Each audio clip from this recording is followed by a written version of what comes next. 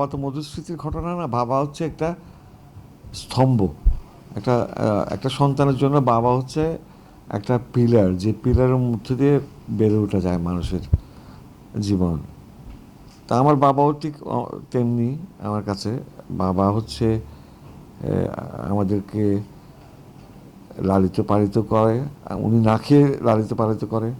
অনেক জায়গায় দেখবেন বাবা সম্পর্কে অনেক রকম করে কথাবার্তা হয়। আজকালকার সমাজ ব্যবস্থা অবশ্য এখন অনেকগুলো পরিবর্তন সামাজিক কারণে হয়ে গেছে অনেক কিছুই, কিন্তু তদুপরি বাবা মানে অর্থে বাবাই। এ বাবা সেই বাবা যে না খেয়ে একটা ছেলেকে লালন পালন করে।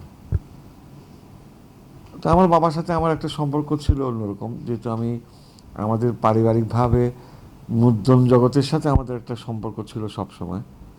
আমার বাবাও তেমনি একদম মানে এই এই জগৎটার সাথে খুব ওতপ্রোতভাবে জড়িত ছিল। সেখান থেকেই আমার অনেকটা শিল্পী হয়ে ওঠার মতো জায়গায় আসতে পেরেছি। আমার বাবাও সুন্দর হাতের কাজ করতেন। ওনার আইকিউস ছিল মানে খুব শৈল্পিক। সেই সময় বাংলাদেশের মানে পত্রপত্রিকা তো অফসেট ছিল না, তখন ছিল লেটার প্রেসে। তখন ব্লক মেকিং, আমাদের একটা ব্লক মেকিং কোম্পানি ছিল, যেখানে হয়তো ডিজাইন করতে হতো, ওটা আবার নেগেটিভ পজিটিভ করে সেটা ব্লগ বানাতে হতো। এইসব যে জিনিস দেখতে দেখতে কিন্তু আমার শিল্পী হয়ে ওঠা। তা আমার শিল্পী হয়ে ওঠার মধ্যে আমার বাবা কোনো দিন আমাকে এক বিন্দুও বাধাগ্রস্ত হয়নি, বরঞ্চ উনি আমাকে শিল্পী করার জন্য দেশের বাইরে থেকে রং, পেন্সিল এগুলো সব এনে দিতেন আমাকে। ইভেনচুয়ালি আমার ছবি আঁকার জন্য কাগজ এনে দিতেন লন্ডন থেকে, রং এনে দিতেন লন্ডন থেকে, সেই উইনস্টন নিউটনের রং। ওরকম বাবা খুঁজে পাওয়া আসলে দুষ্কর। যা হোক, বাবা চলে গেছেন, এখন আমি নিজেও বাবা, আবার দাদাও হয়ে গেছে।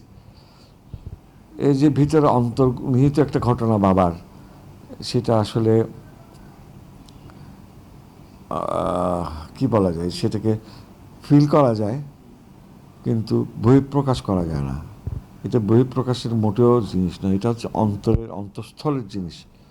যার জন্য বাবাকে কোনোদিন, যতদিন আমার নিঃশ্বাস আছে আমার বাবা আমার সাথে থাকবে, থাকে। সময় অসময়ে থাকে, সুসময়ে থাকে, দুঃসময়ে থাকে। জীবনের প্রতিটা সময় বাবা নিঃশ্বাস যেমন আমার গায়ের উপর পড়ে থাকে। সে এক অসাধারণ জিনিস আসলে। বাবা আসলে বাবাই।